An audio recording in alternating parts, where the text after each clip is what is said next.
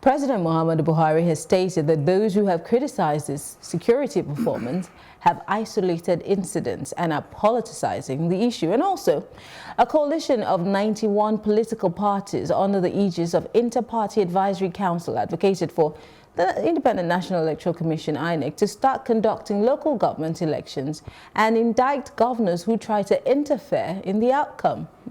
How easy is that going to be? Well, this is Plus Politics, and I am Maryann Okon.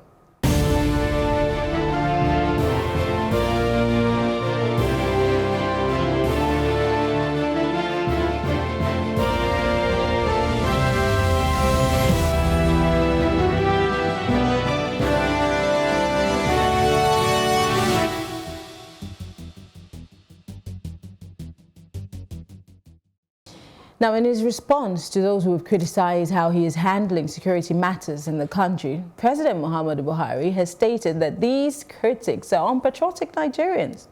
Now, he added that the critics have chosen isolated incidents in assessing the administration's performance, and they have begun to politicize the issue. Now, the president also argued that insecurity is a global issue, with government seeking measures to address new dimensions to insurgency, kidnapping, and banditry. So my question is, how exactly have critics done this? I mean, because, you know, he's saying we're politicizing it. I mean, no one has named a political party, or have they? I mean, joining me to discuss this, I have Mr. Francis Chilaka.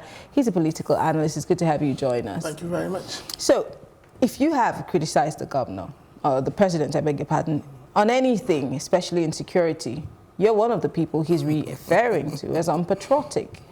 And I don't know how patriotic you are as a Nigerian, but this situation, and this is the only response we've gotten so far from the president directly as to all of the hula baloo and the shenanigans attached to insecurity and kidnapping. Well, where do you stand on this? I think the president has not been fair. The president is being very insensitive. I keep saying it. His utterances are very insensitive to the feelings and aspirations of Nigerians. Nigerians expect more from Mr. President. Nigerians expect a president that would have a father figure, you know, that would bring his children together and be able to, you know, calm them down. But, you know, when a president goes on this kind of, you know, blame game, you know, somebody must be blamed. Something must be blamed because something has gone wrong. Mr. President is not being that father figure we are looking forward to. But he does make a point. I'm not in any way taking such the president, but hey, I have to play the devil's advocate. He's saying that people are isolating issues and using those isolated issues to judge his administration's performance in terms of insecurity. Well, I think what has played out is that the Mr. President and his vice have been speaking from two sides of the mouth. I remember not too long ago, the vice president was in US, and he said that the issue of kidnapping and banditry is being blown out of... Exaggerated is the word. Yeah. And now he went to visit Fashoranti, yeah. And he changed. He said it's unfortunate we're in this kind of situation. So you see, I keep saying, and I'll keep saying it, that those who manage Mr. President in terms of media and publicity, they're not doing a good job. In times like this, there are certain things the president shouldn't be saying. And the president is even being the one right now politicizing the whole thing, because for saying that, because I'm being criticized and I'm saying, you know, they're not patriotic. We should come to that point in our society, in our nation, where we say, let us leave the messenger. The messenger might be an idiot. The messenger might be stupid. But let us look at the message. So what is the message that these critics are sending across? What they're sending across, is it different from what the ordinary Nigerians on the street are talking about? How close is Mr. President to the ordinary Nigerians on the street? How close are his ministers? This is a country where you can only meet a minister, a honorable member, a governor during the campaigns. You sit and dine with them. But after the elections, what happens? The moment they are sworn in, what happens? They have retinue of security men. You can't even get to them. They don't even pick your phone calls. So Mr. President is far from the people. He doesn't understand the heartbeat of the people anymore. If he does, he wouldn't be calling anybody a critic right now. Well, then again, you mentioned something about the Vice President saying something different when he went to visit Afenifere. Yes. Again, just as you have said, maybe because they're far and removed from our daily activities as to what the average Nigerian is feeling or going through, hence the reason why he said what he said abroad. And now coming to Afenifere's home, he obviously maybe it has hit them that, hey, this is much more than we actually thought it was.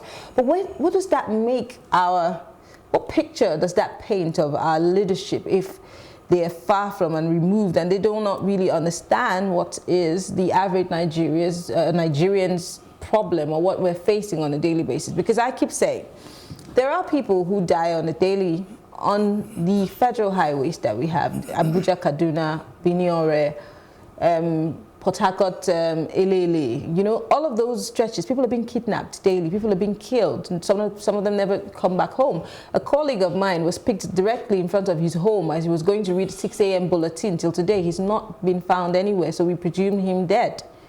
But nobody has paid courtesy calls on their families or even somewhat spoken about it until this happened. So maybe because it hit home, they have come to understand that Nigerians really are suffering. Maybe. Not an issue of maybe. I've always had that. I've always taken that position that until something hits you, you will not react. It's easy to sit down and say, "Oh, it's not possible. It's not happening." But when it hits you, you will understand that, oh, this thing is close home. You know, I mean, it's not the first time that people have been killed on that axis. Like the other axis you mentioned, Kaduna and all of that. People have been. Nobody has taken it seriously. I think I was here 2 or 3 weeks back. We were talking about that same route where the Oba of Benin empowered the GEJ to mobilize and recruit people, because in his own words, he said that the forest has been taken over by herdsmen, bandits, kidnappers. And I remember I said vividly, I said it clearly, I said, you know, for the Oba of Benin to begin to say this, it means that the thing has gotten out of hand. And then the question that everybody should be asking right now is, what has happened to Nigeria's security architecture? I'm about to ask that question because, again, for the excuse of the president does not necessarily feel the pulse of the people or does not understand what we're going through, we have security chiefs who they meet every other day with governors of the 36 states and the FCT. So how can they not understand this? The Oba never leaves his palace until it is very, very necessary, has visited the vice president. The vice president has recently visited another king from Delta, I think so. And recently, the Oni of Ife has spoken. How many people really need to speak for them to understand? And where do the security chiefs come in? Or is it that they also don't take their word for it? Well, we need to begin to look seriously at community policing and state policing, because these so-called bandits, armed robbers, herdsmen, kidnappers, they're from the society. I won't be surprised if people within are also giving them rent, you know, collecting rent from them. Oh, come on. No, I mean, let's be very sincere with ourselves. Evans was staying in a house, people knew him. But they didn't possibly know that he was. Well, it doesn't matter, but if you have community policing, if you have state policing, you'll find out that the security will be tighter. People will know, you know, what you do. If you go to EFCC portal, you find out most of the young boys that have been arrested recently were arrested because people living around were like, these boys don't do anything. They're riding big cars. They're sleeping all day. They don't do anything. So what's going on? And then people started, you know, making calls and all of that. That is what community policing is all about. And then I also remember, you know, while we're talking about what happened in Benin then, when the Oba was, you know, something happened in Borno where some Boko Haram people went somewhere in Borno and they told the people clearly that they have come to retaliate because they reported them.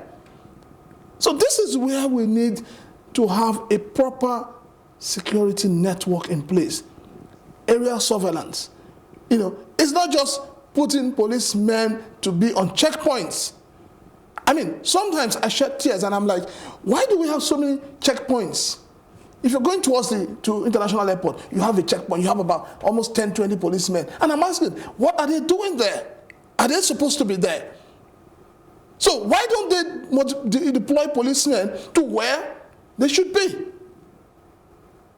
If an area is a hotbed for armed robbery and all of that, why not turn that place into a security portion? Well, I want to oppose that, because I remember a very famous robbery in Imo State, the very famous bank robbery where one was shot. That video went viral. Yeah. They were not from that city. They came from the same highway that has thousands of roadblocks.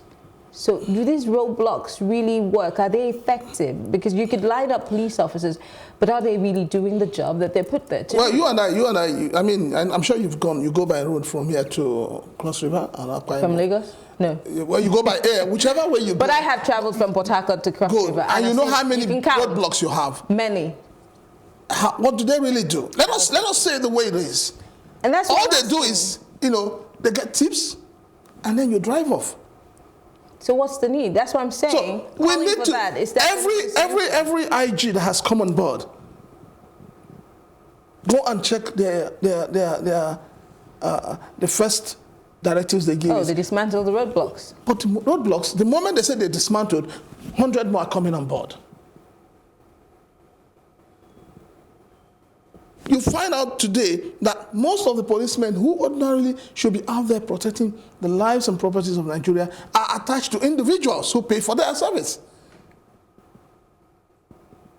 So Mr. President needs to wake up from his sleep. He needs to take responsibility. Well, literally he is. He needs to. He is, and he's saying that you are politicizing the issue. You're not speaking truth to power. Well, let me tell you, I've read the letter which started all this brouhaha, and I'll tell you that this is the first time, in my own opinion, that former President Obasanjo wrote a letter that really addressed issues. In that letter, there is nothing personal about it. Now, every other person that has spoken after that letter, including President Jonathan, is also hampering on security. So when Mr. President says it is being politicized, and I'm asking, how is it being politicized? Well, it's interesting because you have a Jonathan criticizing, you have a Nobel laureate who is not a politician in any way criticizing. So I'm wondering. Not only that, you have everybody saying, oh, okay, this letter that he has written to Mr. President, let us take the ingredients of the letter and see how we can use that to better our system. I have a question, and I want to bring in another issue.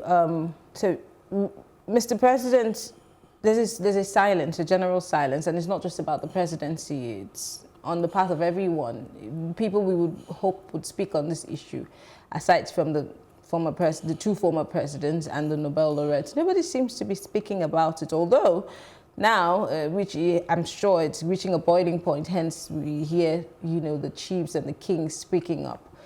I'm trying to understand what's responsible for this calculated silence. Now, talking about insecurity in South Africa, a Nigerian, a senior insurance boss was killed, strangulated. According to the reports from the South African authorities, something consistent with strangulation. And from the look of things, we seem to be begging. I'll tell you why I presume that. There's a video, I think we could play that video, Adebanke, where the Abike Dabiri was speaking about the issue. For me, I'm just wondering, the tone was a bit more like we're begging you to help us instead of we need action and we want to hear what exactly happened and we're giving you an ultimatum. So let's watch that video clip and then we'll come back and talk more about this. Buhari has instructed that the life of every Nigerian matters to the government and people of Nigeria. And we're here to implore you to please ensure cooperation to ensure that the mysterious circumstances of the death of the late Elizabeth will be unraveled. We know that Personally, you've done so much in this matter, same with your Consul General and your mission here, working with our mission in South Africa. But we're here to appeal on behalf of the government and people of Nigeria and the family that for the sake of both countries, we need to know what happened to Madam Elizabeth. For the sake of the family, we need to get a closure to know how, why, when, and what happened to her. We know we've been dealing with issues of xenophobia in South Africa, and which in fairness to the South African government, we have about 8 policemen that have been charged for cases allegedly involving maltreatment of Nigerians in South Africa. While we call on Nigerians to behave themselves wherever they are, we are here to demand justice, to demand fairness, and to demand that the pains of this family would perhaps be eased a little bit. We know we cannot bring her back, but we look on to you and appeal to you for your cooperation between the two governments to unravel the death. So a Nigerian dies in South Africa, not by the hands of the usual guys who, slaughter Nigerians. And those stories, we just scream about it and then it dies off. And now we have someone who went for a conference and goes to bed at night and by morning she's dead. And I don't know, maybe it's just me, but the tone seems like, oh, we're begging, please help us, instead of saying we need to know what happened and this is something that is a matter of urgency. We need to hear from you immediately. Well, let me start by, first of all, condoling the families of the deceased and then also condoling Nigerians. I think for too long, we have allowed a lot of things to go under the bridge. So much water has passed under the bridge. The Nigeria we have today is not the Nigeria a lot of us dreamed of. Nigeria no longer stands up to talk and people will shiver. When this killing started in South Africa, what did we do as a country? It moved from South Africa, I moved into Ghana. What did we do? What is the value of a Nigerian life? That is a question we should be asking our government. If in our own country we cannot be defended, we cannot be protected, then who would protect us outside? So as far as I'm concerned, I would say that the government should behave like other countries of the world. Like if this thing had happened in America, we know what we'll be talking about now. So we need to sit up as a people to define the value of a Nigerian. It boils down to leadership. They are not taking Nigerian leadership seriously anywhere. Nigerians are not taking their leadership seriously. What do you think is responsible for that, where we no longer hold that position, that revered position in the Committee of State? Because nothing is working in Nigeria. How much has been invested in the electricity sector? Mm-hmm. How much has been invested on infrastructure, roads, hospitals? When a governor of a state can go for 36 months without paying salaries, what value has he placed on the life of his people? But is that not a result of the fact that the people themselves are docile somewhat or have resigned to fate, and hence the reason why, some of them are taken for a ride? Well, I also think that the docility with Nigerians is, I keep saying, maybe it's time for Nigerians to close the chapter of Christianity. Wow, you just hit a nerve there. You cannot tell people what to do. We need to see. I've always been saying it. We have freedom of worship. It's my own opinion. It's my personal opinion now. Mm-hmm. Because I don't know. You see, God is so merciful that sometimes I marvel at the mercy of God. But I'll tell you something. You want to tell me that if a governor wakes up one morning and he sees a calabash in front of his office, he will not pay civil servants their salaries? That's absolutely ridiculous. No, he will not pay salaries. There have been people on the lighter note who have said that maybe we should stop using the Bible and the Quran to... Let us start going back to our roots. We should probably use Okon. Yes, let's go back. Our leaders are wicked. But the wickedness in our leaders is something I do not understand. How does that solve anything? On a serious note, how does that solve anything? What you worship or who you worship, how does that play any role in this? Because Nigerians have become docile. It's like we live, God is in the hands of God. God we do not see. But we also must know that you are the God I'm seeing right now. If you're in a position to help somebody and you don't help that person, then you're being wicked. Now tell me, how can somebody serve a state for 30 years, 36 years, 40 years, goes into retirement, goes into pension, and doesn't get paid? Yet, your governors, their salaries are not delayed. The commissioners, their salaries are not delayed. Political appointees, their salaries are not delayed. So what is wrong with our leadership? So going forward, what do we need to do? Because as much as we like to put the problems on the table, how do we chart a course to solutions? Because solutions are the reason why we're here. The solution is simple. We need to sit back as a people and define what we want. In what ways? This country needs to be restructured. There will be no better time to restructure Nigeria than right now. Mr. President has the power to do that. Let him do that. Do you think there are any constraints the president is facing right now? And bearing in mind that the issues that surround security are a bit sensitive, maybe his consulting and trying as much as possible to be very patriotic in his decisions. On a final note. This administration has just finished 4 years. Well, we're in the next level. They just finished 4 years. They're coming into the next level. We are in the next level. Yes, and we know what the security was like 4 years back. We know what the security, so it's not getting any better. I think Mr. President needs to sit down and rejig his security network, his security architecture. He needs to rejig it, and urgently.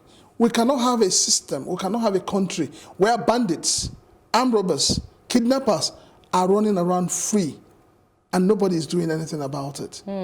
Something needs to be done. And I think that is exactly what everybody is saying in different languages. Something needs to be done. And the earlier Mr. President takes that decision, the better for every one of us. All right, interesting. Well, we've been speaking with Francis Chilaka, political analyst, on Mr. President's take on the issue of insecurity. Well, he's saying that lots of people who's been speaking on it are politicizing it. But we'll take a short break. Francis Chilaka is still here in the studio. When we return, we'll be talking about the 91 parties, political parties, asking INEC to conduct local government elections. How possible will that be? Stay with us. You'll get to find out.